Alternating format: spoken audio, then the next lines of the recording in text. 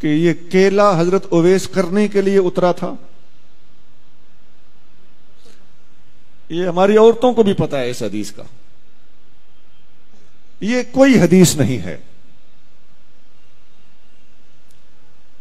آپ نے ایک اور حدیث سنی ہوگی کہ نبی کریم صلی اللہ علیہ وآلہ وسلم نے ایک بڑھیا کی گٹھڑی اٹھائی، اسے اس کی منزل مقصود تک پہنچایا. اس بڑھیا نے پھر دعا دی. بیٹا کہنے لگی کہ محمد سے بچ کے رہنا، وہ جادو کرتے ہیں معاذ اللہ. تو حضور نے فرمایا وہ جسے تم یہ کہہ رہی ہو میں وہی ہوں. اس پر شاعری بھی کی ہوئی ہے لوگوں نے. یہ کوئی حدیث نہیں ہے. وہ کوڑا پھینکنے والی بوڑھیا کی عورت حدیث آپ نے سنی پڑی ہوگی. ہم نے اس کا کہیں وجود نہیں دیکھا. وہ حضرت بلال حبشی نے صبح کی اذان نہ دی تو سورج نہ نکلا. یہ سب کسی قوال کو کہیں سے ملی ہیں، ان کا کتابوں میں کہیں وجود نہیں ہے. اب بتائیے یہ غضب صرف ہمارے مسلک میں ہو رہا ہے، کوئی اور یہ بیان بھی نہیں کرتا. وہ ایک جنگ میں صحابہ کرام نے دیکھا کہ فتح نہیں ہو رہی تو مسواک شروع کر دیا. تو کافر کو یوں لگا جیسے منہ میں درخت ڈالے ہوئے ہیں کہ دانت صاف کر کے ہمیں کھا جائیں گے. اس بات کا کہیں کوئی وجود نہیں ہے. میں نے کتنی ہی باتیں سنا دی آپ.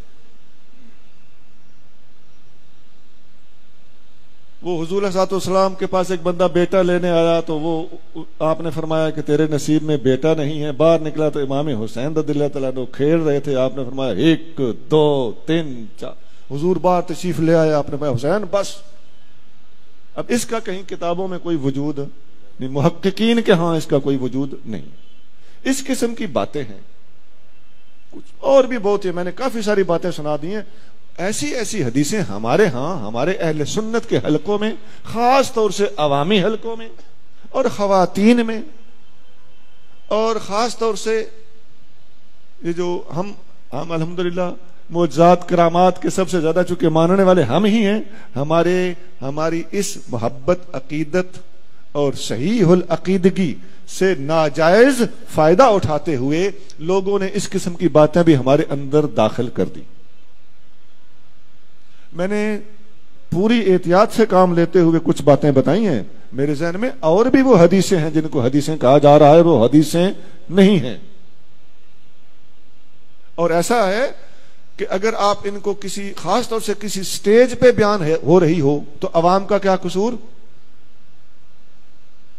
میں اپنے بیٹوں سے درخواست کروں گا کہ حدیث آپ نے کنفرم کیے بغیر کبھی بیان نہیں کرنی. اور اگر کوئی بیان کرے آپ کو پتا ہو کہ یہ حدیث نہیں ہے تو اسے ضرور سمجھانا ہے. نہیں تو دین کا بہت بڑا نقصان ہو رہا ہے اور ابھی اور ہو چلا ہے. جرت کوئی نہیں کرتا کسی کو سمجھانے کی اپنی عزت بچانے کے لیے. جھوٹ بولا جا رہا ہے، اگر آپ سمجھاؤ تو آپ کو کہے گا کہ تیری عقیدت میں فرق ہے، تیری محبت میں فرق ہے. نہیں جناب، یہاں سے ہمیں کوئی راستہ نکالنا ہوگا.